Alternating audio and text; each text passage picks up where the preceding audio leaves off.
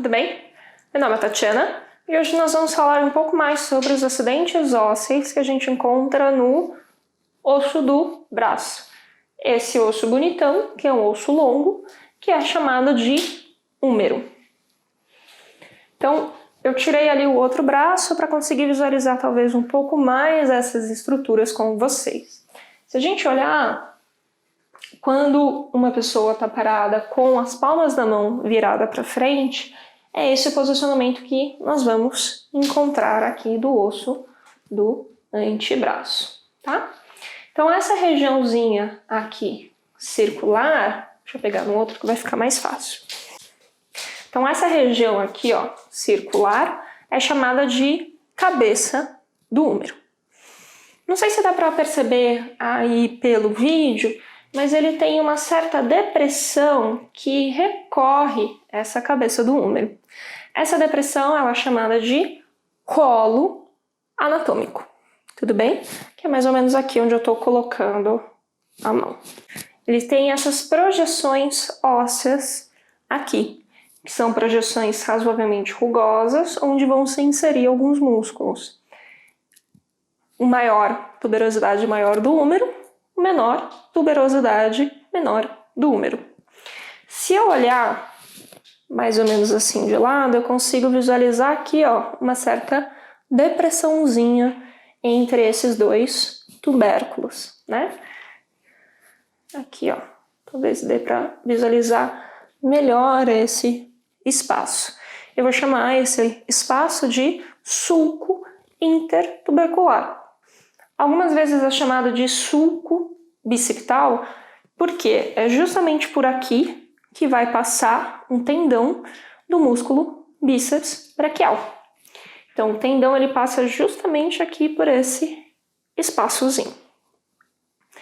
Se a gente olhar o húmero, mais ou menos aí no seu terço médio, então um pouquinho mais além da sua metade.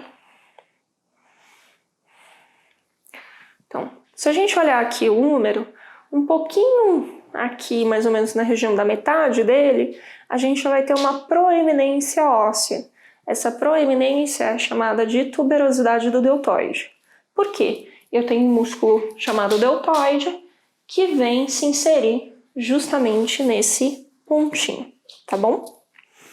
Quando eu vou me aproximando mais da região distal do meu húmero, então mais aqui do que vai compor o meu cotovelo, ele vai se alargando. Então é interessante de observar, né? Ele vem aqui com esse formato meio tubular e aí ele começa a ficar com esse formato mais triangular na sua extremidade distal. Pergunta, vocês lembram como eu chamo as extremidades de um osso longo? E o corpo de um osso longo? Tem nomes específicos para isso. Então, aqui no meu caso, eu estou vendo o braço direito. Então, seria como se tivesse mais ou menos posicionado aqui dessa forma, tá? Olhando aqui esse braço direito, eu consigo ver essa proeminência para minha medial bastante considerável. Eu vou chamar ela de epicôndilo. Epi quer dizer algo que está acima de algo. Então, o que seriam os côndilos do húmero são essas estruturas aqui. E o que está acima dela, epicôndilo. No caso, está para o lado medial, então epicôndilo medial do húmero, e aqui epicôndilo lateral. Se eu viro em uma visão posterior, epicôndilo medial, epicôndilo lateral, tá? Aqui, o osso do antebraço, que é o rádio, e a ulna estão desencaixados, tá? Dá para ver aqui.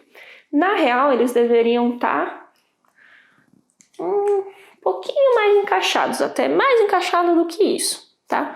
Por quê? Porque a gente tem aqui uma regiãozinha meio circular, que eu vou chamar de capítulo, e capítulo vem justamente de ser uma pequena cabeça, e uma regiãozinha aqui, ó, que parece uma roldana.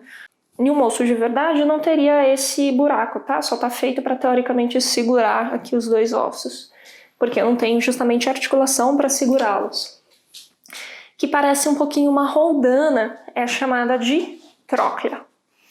O capítulo e a tróclea, e o que a gente chama de fossas, e aqui eu tenho a fossa coracoidea, a fossa radial, e em uma visão posterior, a fossa do olecrano, o capítulo, a tróclea e as fossas formam o que seria o côndilo.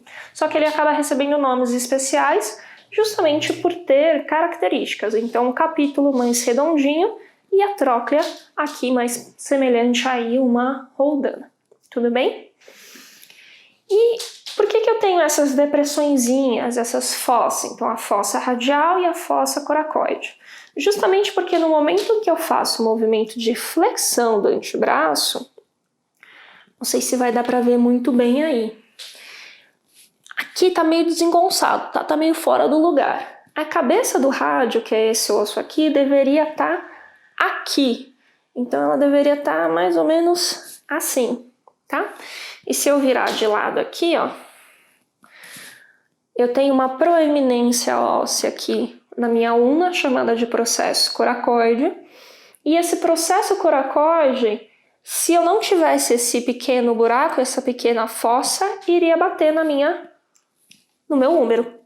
Então eu tenho que ter essa pequena fossa aqui do meu processo coracoide para permitir que no movimento de flexão de braço eu não bata. Tudo bem?